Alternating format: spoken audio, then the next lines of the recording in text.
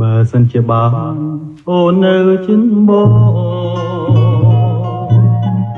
នឹងបានឆ្លើយឆ្លងសាសងសំដេនឹងបានយល់នៅទាំងចិនភ័ក្របងសំសំទាំងយប់ទាំងថ្ងៃចំពោះស្រីដោយក្តីស្នេហាពេលណារៀមខានបានយល់ភាំងថ្លៃពេលនោះហារតីរីខ្លោចសាសម័យឃើញភាំងជាងជុំនេត្រាចង់តែវិលមករកជីវ៉ាគ្រាន់អរ៉ារៀមបានគូស្បាយបើសិនជារូបប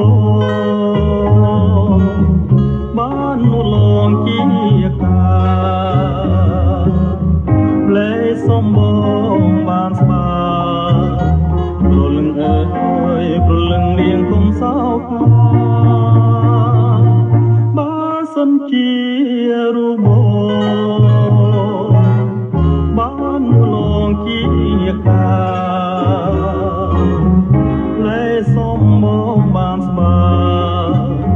ព្រលឹងអើយព្រលឹងនាងគុំសោខាបើសិនបងបានអូនមកនៅចិនអូនអើយជីវិតរៀមបានលឿនឡារៀមសែនសប្បាយរូបក្នុងលោកាចិនអត់ខ្វល់ពីរឿងស្នេហារូបប្រាថ្នាបានដូចបំណងបើសិនជាអូននៅចិនបោSi tu restes